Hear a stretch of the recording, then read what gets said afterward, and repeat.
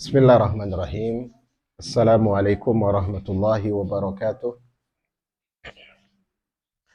Alhamdulillahi rabbil alamin wa sallallahu wasallam ala al-mab'usi rahmatan lil alamin wa alihi wa ashabihi wa man tabi'a bihudahu ila yaumiddin. Allahumma inna nas'aluka ilman nafi'a.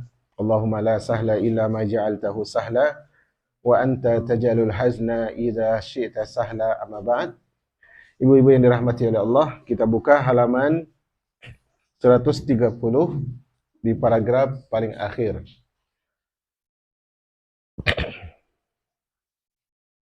Baik, di sini beliau sebutkan, kita masih dalam penjelasan tentang adabuddin, adab dalam masalah agama. Kita masih berbicara tentang perintah dan larangan Allah Subhanahu wa taala, tentang ketaatan kepada Allah Subhanahu wa taala. Kata beliau, kondisi manusia berkaitan dengan perintah dan melaksanakan ketaatan serta menjauhi kedurhakaan yang dilarang tidak bisa dilepaskan dari 4 kondisi. Jadi kaum muslimin ataupun manusia pada umumnya, kalau didatangkan perintah dari Allah, kemudian Allah juga melarang suatu perkara, itu hadirlah 4 tipe manusia. Tidak semuanya satu jenis, tidak semuanya satu tipe. Ada 4 golongan manusia. Pertama, manusia yang mengabulkan pelaksanaan ketaatan dan menahan diri dari perbuatan durhaka. Inilah orang-orang yang bertakwa. Jenis manusia pertama adalah yang bertakwa. Allah suruh dia lakukan. Allah larang dia menahan dirinya dari hal ini. Ini adalah kondisi ahli agama yang paling sempurna dan sifat bertakwa yang paling utama. Jadi kalau definisi yang paling umum untuk sebuah kalimat takwa adalah seorang membentengi diri dari neraka Allah dengan melakukan perintah dan menjauhi larangan. Ini tipe pertama manusia. Tipe pertama manusia. Dan ciri-ciri mereka ini, yang mereka disebut dengan orang bertakwa ini, mereka adalah ahlul ilmi wal amal. Orang berilmu yang mengamalkan ilmunya. Inilah mereka.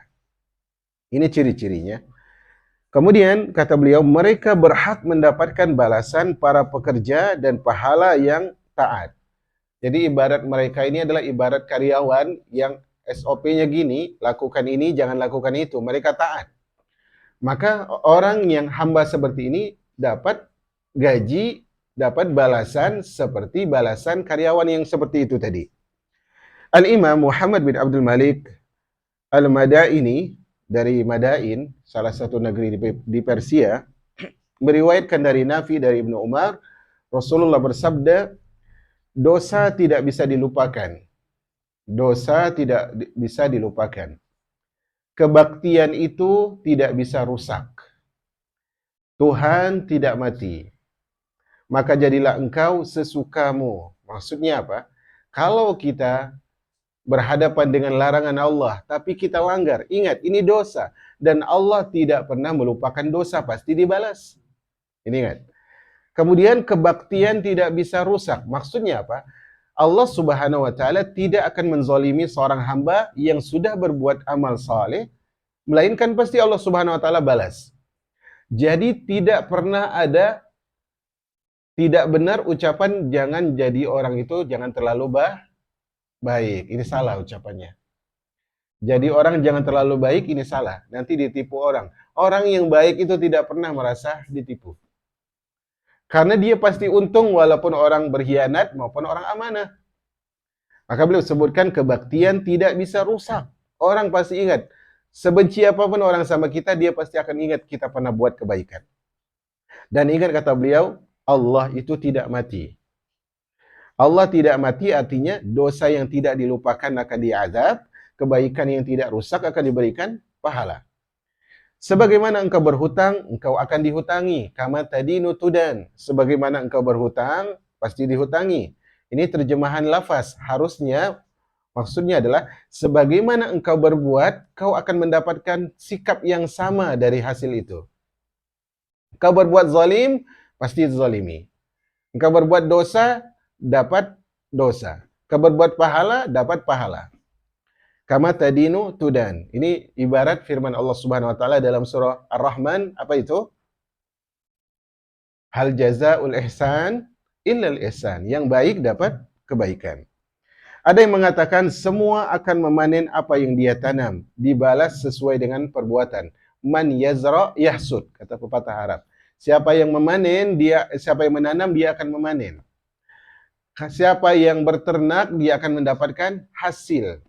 Tak mungkin orang menanam ilalang munculnya apa?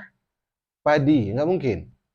Enggak mungkin orang yang melanggar larangan Allah Subhanahu wa taala masuk ke dalam surga. Enggak mungkin.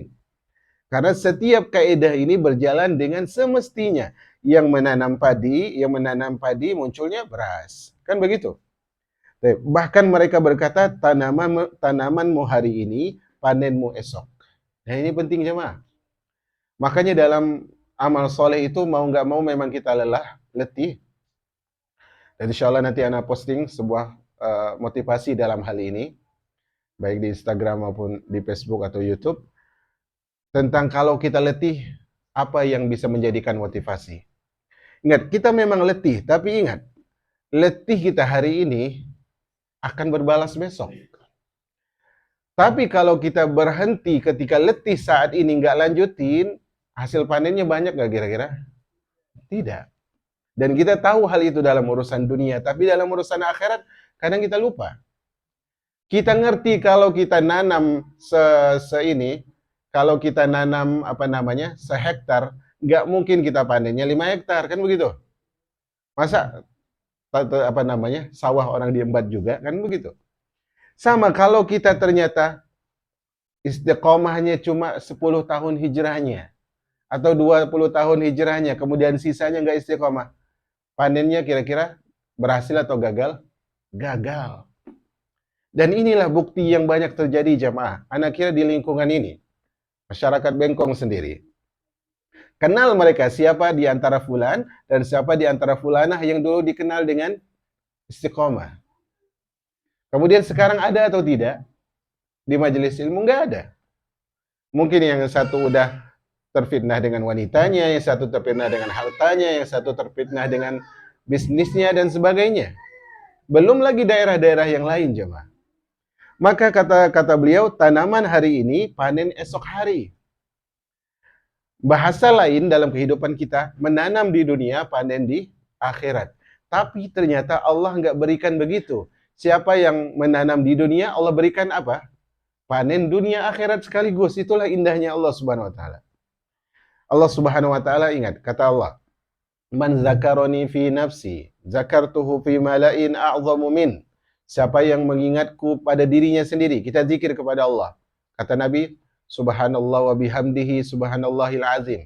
Ini adalah dua kalimat yang ringan di lisan, berat di timbangan, dicintai oleh Ar-Rahman, yaitu subhanallah wa bihamdihi subhanallahil azim. Kita nyebutin sendiri. Orang nggak dengar, orang nggak tahu. Tapi Allah puji nama kita di mana jemaah? Di hadapan malaikatnya. Dan Allah Subhanahu wa taala haramkan juga nama kita di dunia. Maka kalau kita ingin mendapatkan hasil panen terbagus, bisnisnya paling bagus di mana? Di dalam agama Allah Subhanahu wa taala. Saham terbesar untuk mendapatkan keuntungan dan tidak pernah rugi di mana itu? Ibadah kepada Allah Subhanahu wa taala. Ini catat ya. Kita menanam, memberikan harta kita di saham dunia, kadang untung, kadang rugi. Tapi kalau saham ibadah kepada Allah, nggak bakalan rugi. Menenangkan jiwa, menghadirkan kepercayaan. Makanya Allah Subhanahu wa taala katakan, "Ana inda dhanni abdi bi." Aku sesuai persangkaan hambaku kepadaku. Kalau dia berpikir positif, aku kasih positif. Kalau dia berpikir buruk, aku kasih buruk. Nah, kelompok pertama ini berhadapan dengan perintah Allah, mereka kerjakan. Larangan Allah, mereka tahan diri. Mereka disebut sebagai orang bertakwa. Balasannya sempurna atau tidak? Lebih dari sempurna. Ini kelompok pertama. Kelompok kedua, ketika berhadapan dengan perintah dan larangan Allah, yaitu manusia yang enggan melaksanakan ketaatan, tapi semangat melakukan kedurhakaan, kebalikan dari yang pertama. Yang pertama ini ketaatan lakukan, maksiat jauhi. Yang kedua ini kebalikannya, taatnya nggak mau, maksiatnya laju. Nah, ini adalah kondisi orang yang mukallaf yang paling kotor, kata beliau. Dan sifat ahli ibadah yang paling buruk. Menganggapnya muslim, menganggapnya mukmin, menganggapnya ahlu sunnah. Tetapi berseberangan dengan apa yang diperintahkan oleh Allah, dia tidak lakukan. Apa yang diharamkan, dia lakukan. Maka balasannya apa? Mereka berhak mendapatkan siksa dan lalai melaksanakan. Mereka berhak mendapatkan siksa orang yang lalai melaksanakan ketaatan yang diperintahkan dan siksa orang yang melakukan durhaka. Dua berarti dosanya. Maka balasannya pun dua. Dosa pertama, ketaatan nggak dilakukan, maka dia dapat siksa di sini. Dosa yang kedua, kemaksiatan malah diperbuat, dia dapat dosa di sini. Makanya berkata Al-Imam Ibnu Syubrumah, dia berkata, aku heran kepada orang yang melindungi dirinya. Perhatikan jemaah, ini ucapannya sangat bagus. Ini kehidupan masyarakat modern harusnya tersindir. Apa kata beliau? Aku heran kepada orang yang melindungi diri dari makanan yang enak karena takut penyakit. Dia tahu bahwasanya daging itu enak, seafood itu enak, tapi dia dihidangin, enggak lah saya enggak makan, takut darah tinggi, takut kolesterol, minuman yang lagi ngehit misalnya takut penyakit apa? Gula. Kan begitu? Dia jaga dirinya dari makanan yang asalnya apa? Halal. Karena dia tidak melindungi, kenapa dia tidak melindungi diri dari durhaka? Karena takut neraka Allah. Kita jauh ini makanan kolesterol, siput-siput karena takut kolesterol, daging takut darah tinggi, gula takut diabetes. Alasannya apa? Menyelamatkan tubuh. Kan gitu. Tapi kenapa maksiat enggak kita jauhi untuk menyelamatkan jiwa kita? Kalaupun jasad kita mati tapi jiwa kita taat, hidup kita jemaah. Hidup. Kita lihat dulu misalnya kita punya presiden yang buta. Ini bukan presiden yang ideal tentunya, buta. Tapi negara tetap berjalan tidak? Berjalan. Bahkan di perang Qadisiyah yang dipimpin oleh Sa'ad bin Abi Waqqas. Beliau saat itu tidak bisa jalan, mimpin dari benteng. Tapi menang atau tidak kaum muslimin? Menang. Karena yang hidupnya apa? Jiwanya jemaah. Jiwa. Banyak orang berusaha untuk men-skincarekan rupanya, tapi lupa untuk menghaluskan kalbunya. Sehingga apa? Berseri wajahnya, muram sikapnya. Kan begitu? Padahal yang sedekah itu wajah cerah atau wajah senyum? Kata Nabi, sedekah itu wajah cerah atau wajah senyum? Wajah senyum. Apa artinya wajahnya bening, sebening kristal, kata iklannya gitu. Tapi ternyata sikapnya segelap malam tanpa bintang dan rembulan. Apalah dayanya jemaah? Dan itu bahaya bagi seorang hamba yang melindungi dirinya dari makanan untuk menyelamatkan jasadnya, tapi tidak melindungi dari neraka Allah Subhanahu wa taala. Ungkapan ini diambil oleh salah satu penyair yang menyandungkan syair yang artinya, engkau telah merusak badanmu karena melindungi diri dari dingin dan panas selama bertahun-tahun. Lalu lebih pantas bagimu, yang lebih pantas bagimu, engkau melindungi diri dari kedurhakaan karena takut neraka. Ini harusnya. Karena orang yang pandai, itu dia lebih tahu mana yang lebih panas antara api dunia dan api akhirat. Antara penyakit di dunia dan siksa di akhirat. Al-Imam Ibnu Dhabarah berkata, kami berpikir, lalu kami menyimpulkan sabar untuk mematuhi Allah itu lebih mudah daripada sabar terhadap siksa Allah. Ini garis bawahi, ini stabilokan, yaitu apa? Sabarnya kita untuk letih dalam ibadah, sabar di dalam taat kepada Allah, sabar menjauhi maksiat Allah, sabar dalam takdir Allah yang mungkin rumit, itu jauh lebih mudah daripada sabar ketika masuk dalam neraka Allah Subhanahu wa taala. Maka para ulama menyebutkan fa inna ajsadana 'alan nari la taqwa. Tubuh kita ini enggak kuat kalau berhadapan dengan neraka Allah Subhanahu wa taala. Ada yang berkata, wahai para hamba Allah, bersabarlah kalian melaksanakan perbuatan yang kalian butuhkan pahalanya. Bersabarlah kalian meninggalkan perbuatan yang kalian tidak mampu akan siksanya. Artinya, kalau orang merasakan letih, taat, sabar. Bukankah untuk mendapatkan gaji di ujung bulan juga harus letih kerja? Bukankah juga untuk menghadirkan pembeli kita harus buat dulu kue dari adonannya, dari cetakannya, kemudian dimasak, entah itu direbus, dikukus, dibakar, entah digoreng, kemudian dibungkus lagi. Sabar kita kan? Sabar nunggu. 1 jam nggak ada yang beli, nunggu tidak masih? Nunggu. Kenapa dalam taat nggak sabar? Kita nggak adil sama Allah, sama sekali nggak adil. Kalau kita melihat nasib kita pedih di dunia, harusnya kita berpikir gimana sikap kita sama Allah. Dalam hadis yang sahih yang dimuatkan oleh Al-Imam An-Nawawi, dalam kitab Arba'in Nawawiyah, Allah menyebutkan 10 kali ya ibadi, wahai hambaku, hambaku. Kemudian di antara firman Allah di situ di hadis kursi adalah ya ibadi, wahai hamba-hambaku. Innakum tukhti'una bil-laili wan-nahar. Kalian itu dosa siang dan malam. Malam dan siang dosa terus. Jamaah Ana mau tanya nih. Orang yang berdosa harusnya disediakan apa? Hukuman. Kan gitu. Harusnya kalian berdosa siang dan malam, malam dan siang, aku akan hukum. Harusnya kan begitu ya. Tapi apa kata Allah? Wa ana aghfiruz dzunuba jami'a. Tapi aku Maha Pengampun. Allah masih kasih kesempatan jemaah.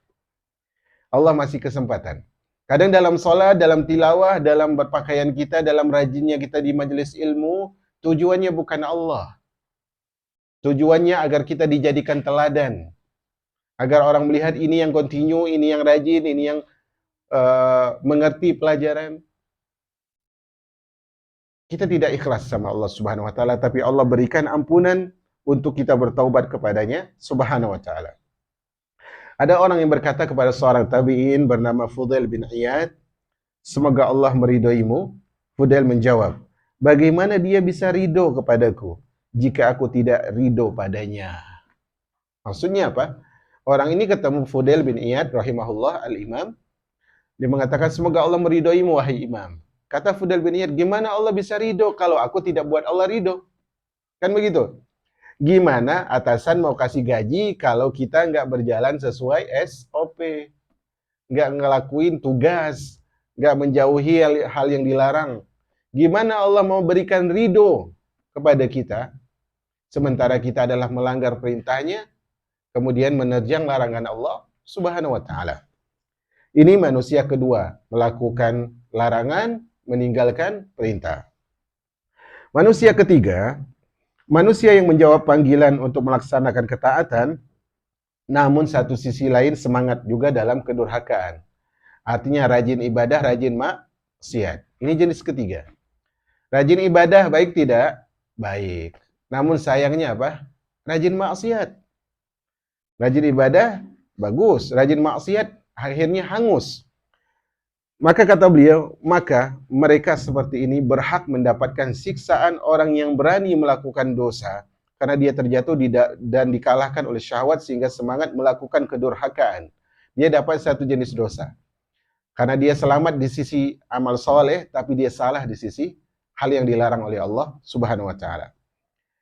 Meskipun dia selamat dari melalaikan perbuatan ketaatan, diriwayatkan dari Nabi bersabda, lepaskan diri kalian dari kedurhakaan sebelum Allah menyiksa kalian, lalu dia membiarkan kalian pecah dan terputus.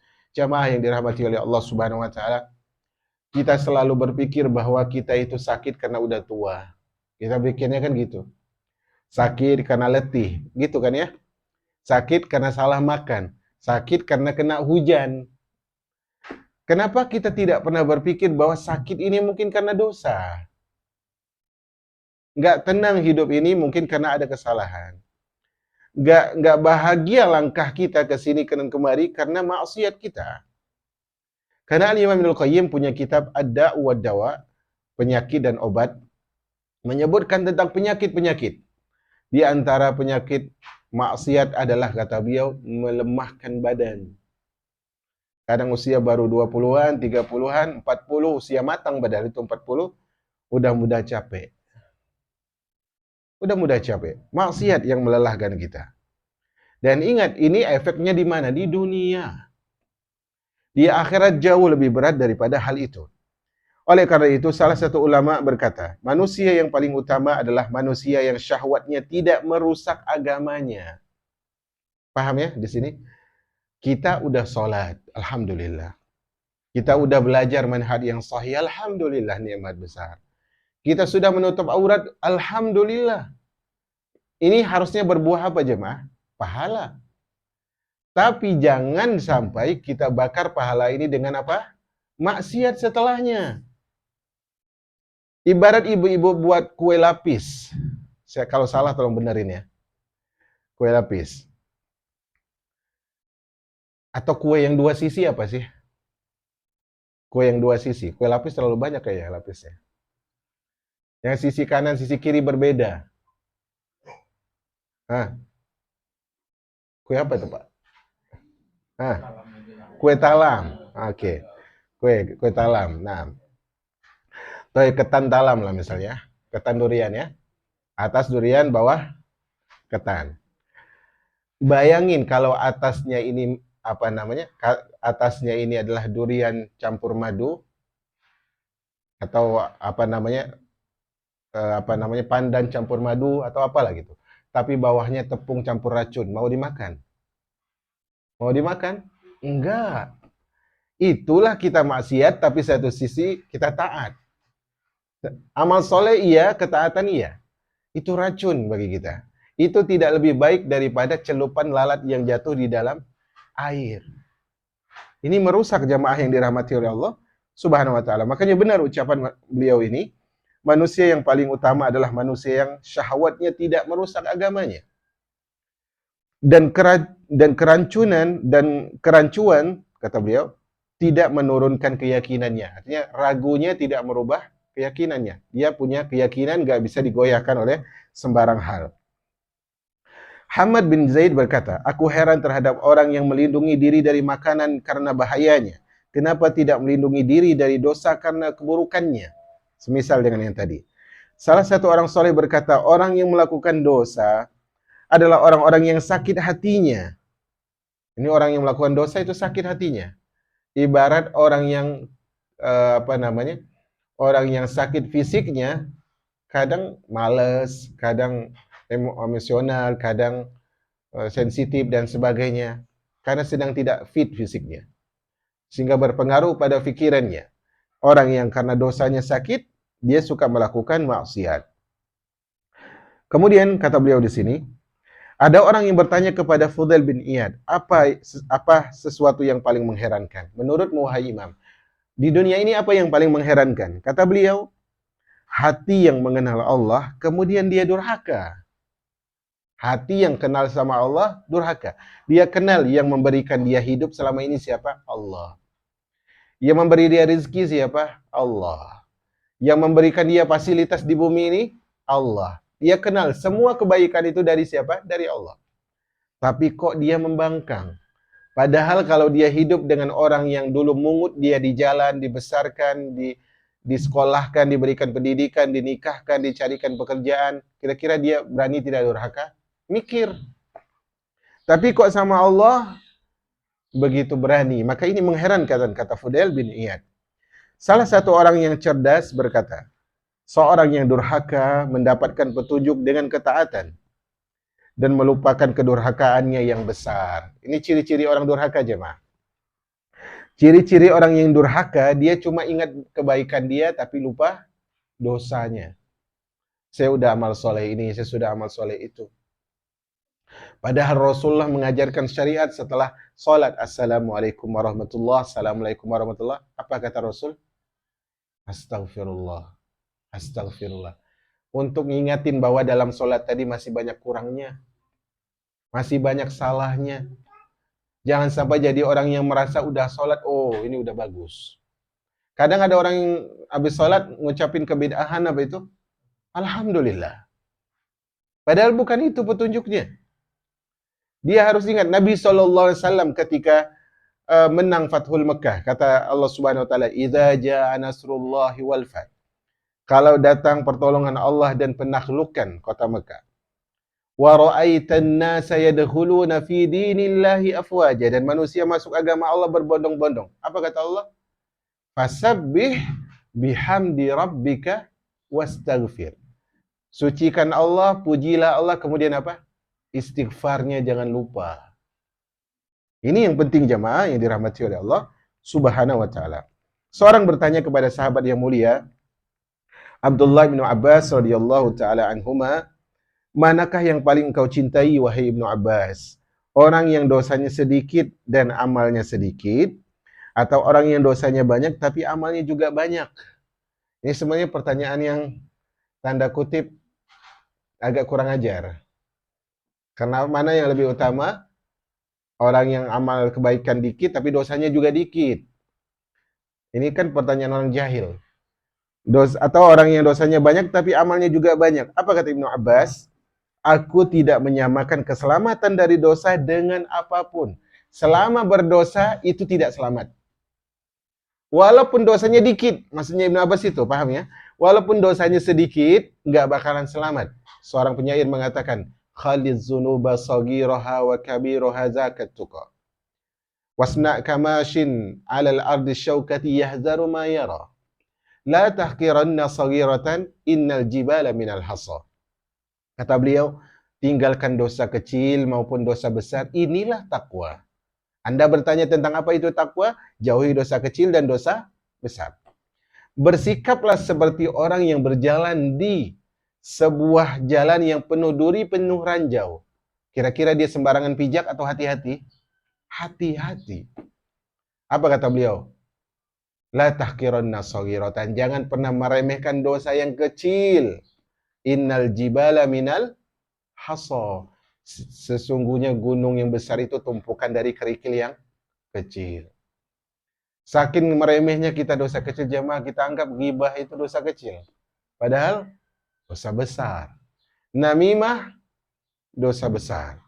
Bahkan sebagian ulama mengatakan namimah lebih besar daripada sihir satu sisi. Karena akibatnya yang begitu besar.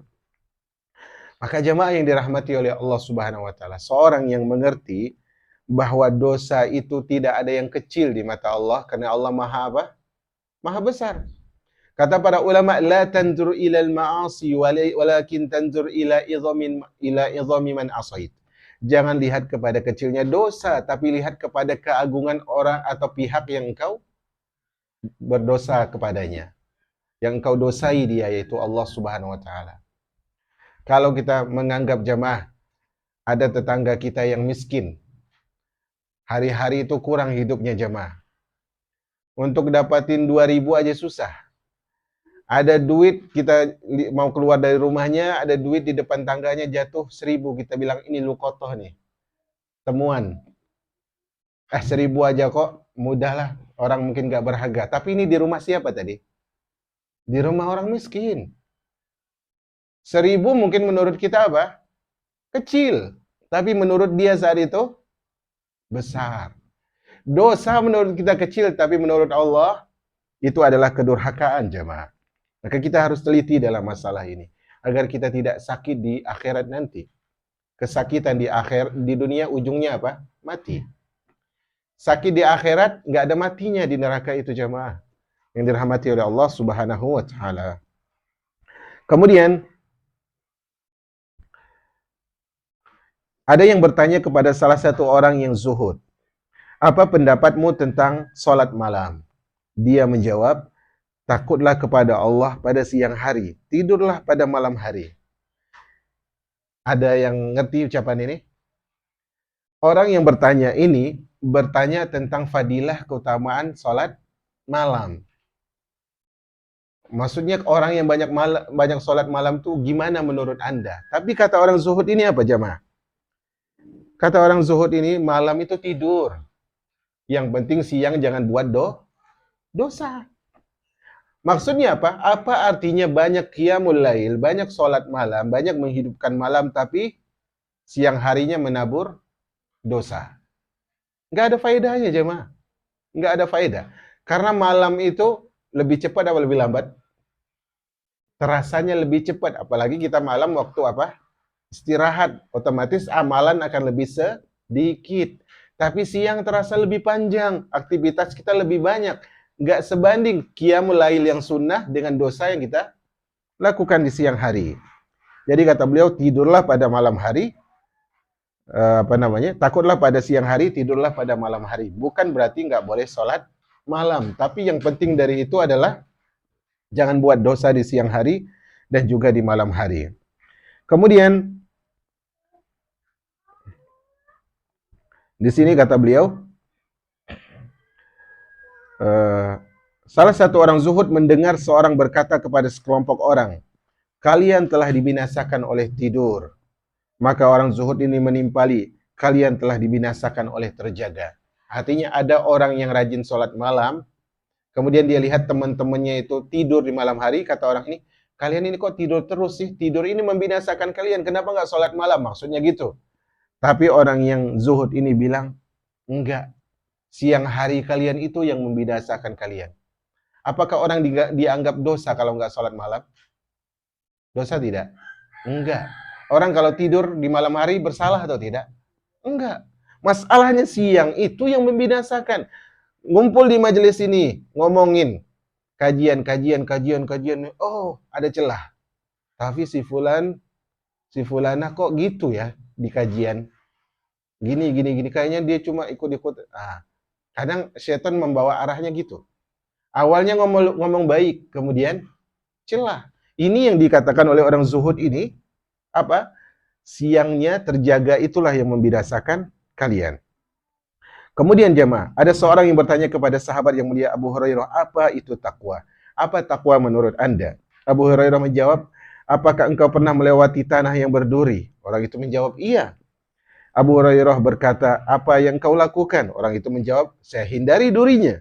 Abu Hurairah berkata, maka hindarilah dosa, itulah dari takwa. Dan syairnya ada di buku ini, yang dibawakan oleh Al-Imam Abdullah bin Mubarak, rahimahullahu azza wa jal. Kata beliau, Anda tidak bawa pula yang naskah Arabnya, kita langsung ke terjemah. Apakah ada seorang pemuda yang kepadaku berani menjamin dirinya untuk meninggalkan durhaka, maka aku menggadaikan jaminan keselamatan untuknya. Artinya kalau ada orang yang bisa jamin saya nggak akan maksiat, maka kata Imam Ibnul Mubarak, saya jamin dia selamat. Tapi pertanyaannya ada nggak? Nggak ada. Suatu kaum mematuhi Allah, lalu mereka menjadi senang.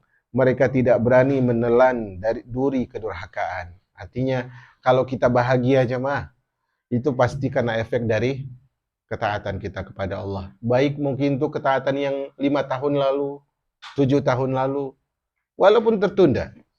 Tapi kapanpun kita punya efek buruk dalam hidup, itu berarti karena ulah dari dosa. Manusia yang keempat, karena ada 4 golongan, saya ulangi, pertama adalah manusia terbaik, yaitu melakukan taat dan menghindari maksiat.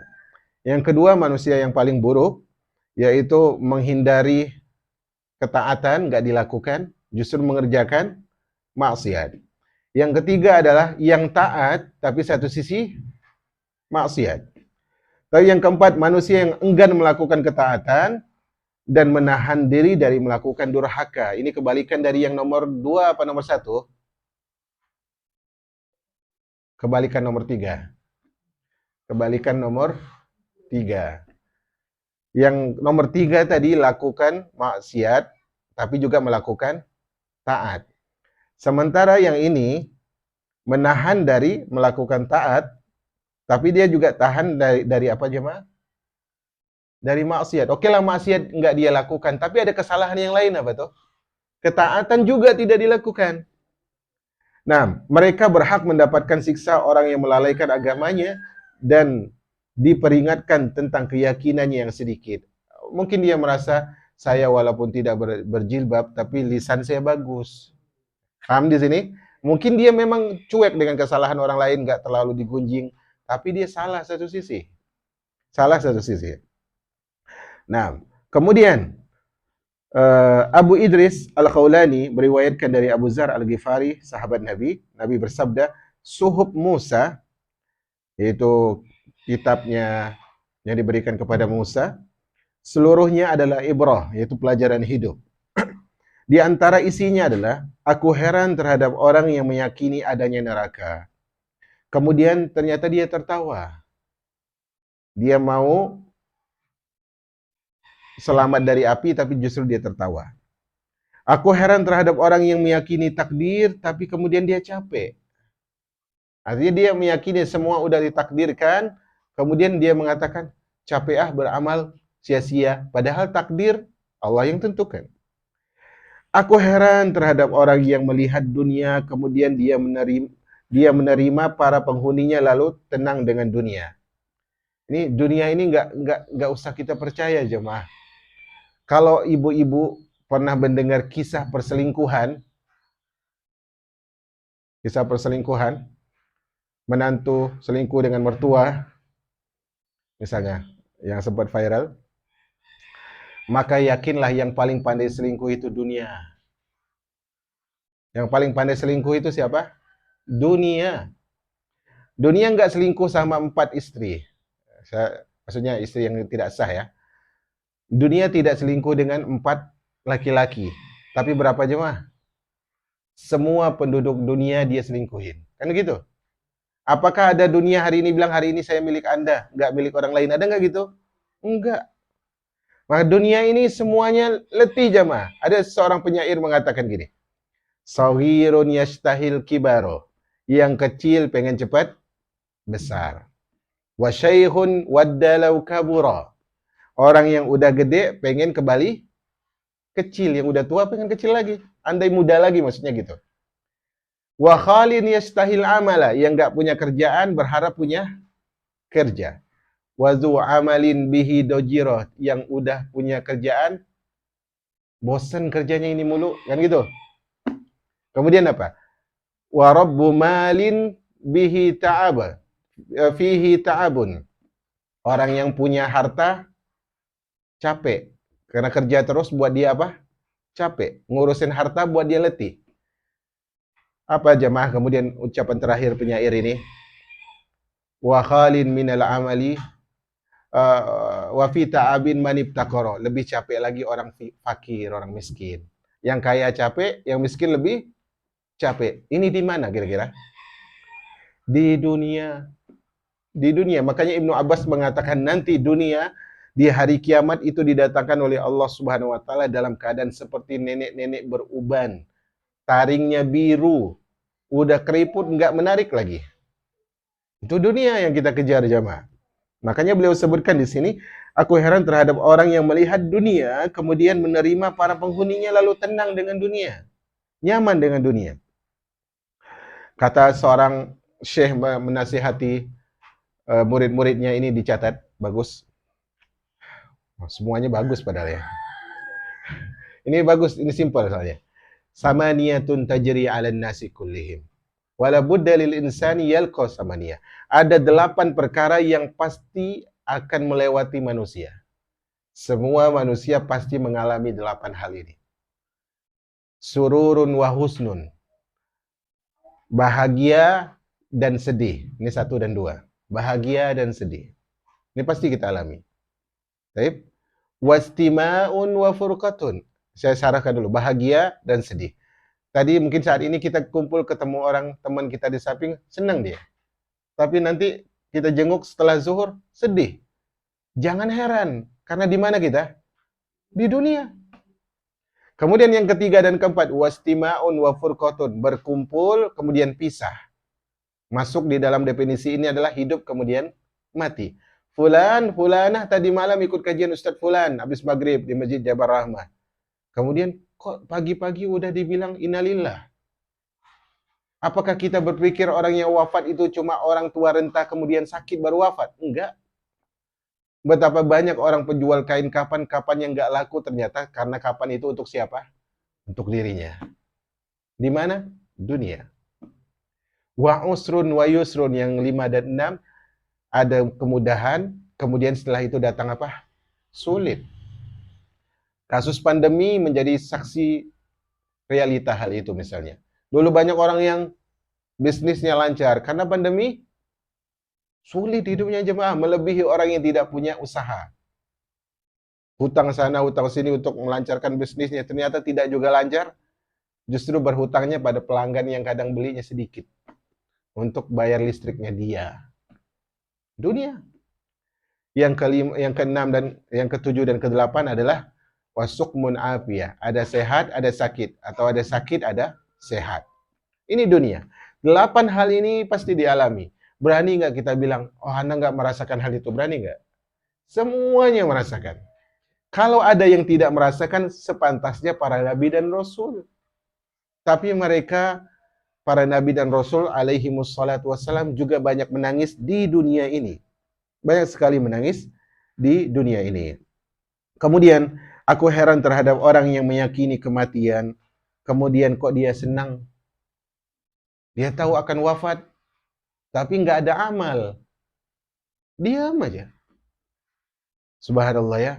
Padahal kematian tersebut jemaah harusnya menjadi sesuatu yang kata Nabi SAW, kafa bil mauti wa'idho. Cukuplah kematian itu pemberi peringatan.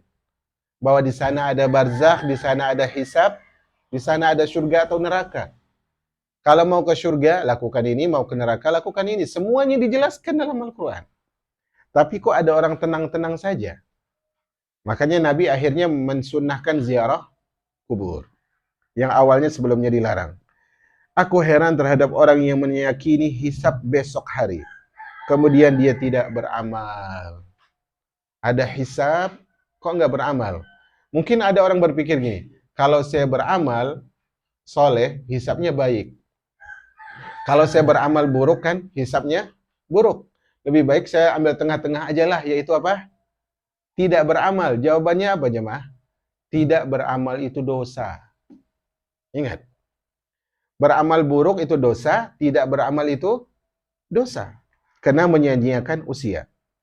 Diriwayatkan Nabi bersabda, bersungguh-sungguhlah kalian untuk beramal. Jika kelemahan membuat kalian lalai, maka jauhilah kedurhakaan. Hadis ini maknanya jelas karena menjauhi kedurhakaan adalah meninggalkannya. Di antara yang melemahkan kita adalah dosa. Itu lebih mudah. Melakukan ketaatan adalah perbuatan itu lebih berat. Kata beliau, meninggalkan maksiat jauh lebih mudah daripada melakukan apa? Ketaatan. Saya ingin bertanya, sabar ada berapa macam? Ini murid-muridnya Abu Nida harusnya paham.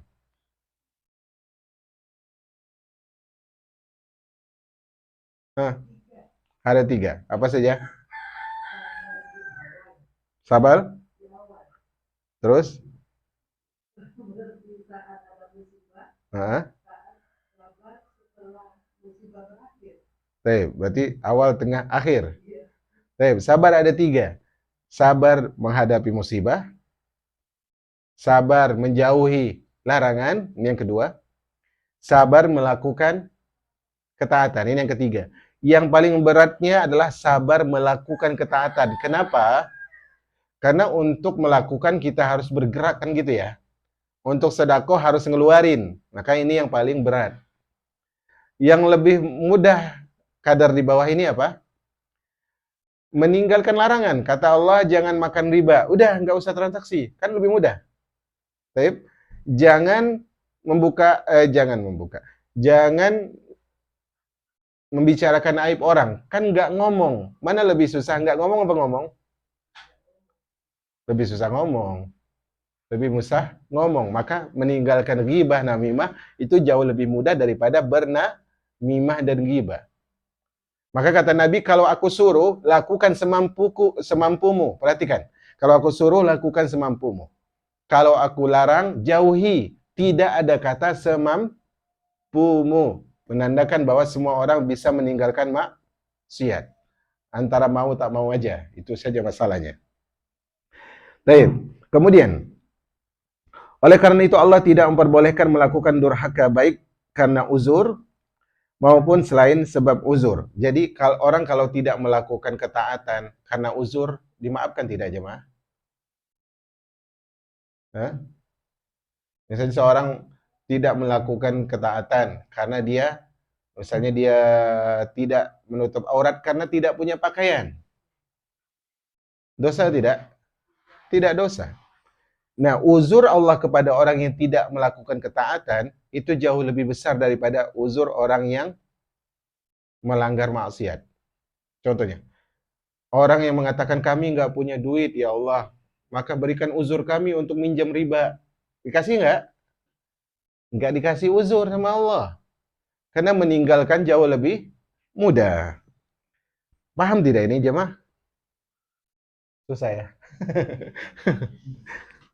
Nggak ngerti orang paham atau tidak. Pulang-pulang nanti mikir di jalan ini paham atau tidak. Nah, sedangkan orang yang memberi uzur tidak lemah untuk melakukan perbuatan meninggalkan. Allah memperbolehkan perbuatan melakukan, bukan meninggalkan karena sebab uzur. Jadi kalau orang melakukan sebuah kesalahan karena uzur, Allah maafkan. Tapi untuk melakukan, dia mengatakan saya tidak sholat karena uzur. Uzurnya apa? Uzurnya karena jam kerja tabrakan. Ini nggak dikasih uzur sama Allah Subhanahu wa ta'ala. Karena orang yang mempunyai uzur terkadang lemah dan melakukan sebuah perbuatan. Bahasa buku ini memang sulit.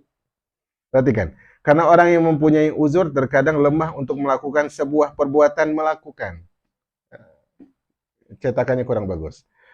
Orang yang mempunyai uzur terkadang lemah untuk melakukan sebuah amalan. Itu maksudnya. Baik, Bakar bin Abdullah berkata, jemaah, kita cukupkan sampai setelah syair insyaallah. Bakar bin Abdullah berkata, semoga Allah merahmati orang yang memiliki kekuatan, lalu dia menggunakan kekuatannya untuk taat kepada Allah, atau orang itu lemah, lalu dia menggunakan kelemahannya untuk menahan diri dari durhaka. Jadi sebenarnya lemah dan kuatnya kita itu semuanya senjata. Kalau kita punya kekuatan, gunakan kekuatan itu untuk melakukan ibadah. Kalau ternyata kita lemah dalam melakukan ibadah, minimal apa? Kelemahan ini jangan menjadikan kita melakukan maksiat. Kan ada orang yang bilang, saya nggak mampu ibadah, nggak mampu sholat. Tapi kemudian apa jemaah? Mampu joget-joget. Kan gitu? Mana yang lebih susah, ruku, sujud, atau joget-joget? Nggak usah dijawab. Nah, nggak usah dijawab. Apalagi muncul, apa nama aplikasinya? TikTok. TikTok itu bahasa Arab artinya sangat bodoh. TikTok. Nah, TikTok, mirip lato-lato ya. Nah, lalu kata beliau, Abdul A'la bin Abdullah Asy-Syami menyandungkan syair, umur berkurang, dosa bertambah. Allahu Akbar. Kesalahan-kesalahan pemuda akan terulang. Kita ngira kita dulu muda, di masa akan datang nggak melakukan dosa. Ternyata dosanya sama aja. Tidak jarang orang yang semakin tua, dosanya waktu muda lebih berulang. Umur berkurang, dosa bertambah. Kesalahan-kesalahan pemuda terulang. Apakah seorang mampu mengingkari satu dosa, sedangkan anggota badannya menjadi saksi? Dia mulutnya bilang, enggak kok saya enggak dosa, tapi matanya, telinganya, jarinya, wajahnya, tangannya, semua bersaksi dia berdosa. Seorang ditanya tentang umurnya, lalu dia ingin mempunyai umur sedikit, dia menghindari kematian. Kata Nabi SAW, sebaik-baik orang adalah orang yang panjang usianya dan baik amalnya. Makanya Nabi SAW melarang orang minta wafat. Kata Nabi, kalau seorang merasakan hidupnya sulit, jangan minta wafat, tapi berdoalah dengan doa, ya Allah, kalau hidupku menurutmu lebih baik, panjangkan usiaku. Kalau ternyata kematian lebih baik, wafatkan. Tapi jangan langsung, ya Allah, wafatkan. Ini salah. Yang benar, kalau hidupku adalah lebih baik, ya Allah, panjangkan usiaku. Bimbinglah. Kalau ternyata hidupku adalah ternyata tercatat mengandung banyak dosa, wafatkan. Di antara doa Nabi apa? Waja'alil hayata ziyadatan lana fi kulli khair. Jadikan kehidupan ya Allah sebagai tambahan untuk kebaikan. Wal mauta rohatan min kulli syarr. Dan jadikan kewafatan kami nanti sebagai sebuah perberhentian dari sebuah atau dari kumpulan dosa-dosa. Terakhir, ketahuilah perbuatan taat dan menjauhi durhaka mempunyai dua petaka. Yang pertama adalah menimbulkan dosa, yang kedua melemahkan pahala. Jadi kalau kita melakukan kedurhakaan kepada Allah Subhanahu wa taala, bukan hanya kita berdosa, tapi juga pahala kita terkikis. Maksudnya apa? Ringan di timbangan karena beratnya dosa kita. Wallahu a'lam bishawab. Ini adalah pelajaran kita hari ini. Di sisi materi, saya tidak ingin memberatkan karena juga mungkin ada kegiatan. Wassallallahu ala nabiyina Muhammad. Kalau ada koreksi atau diskusi, Anda persilakan. Wallahu a'lam bishawab.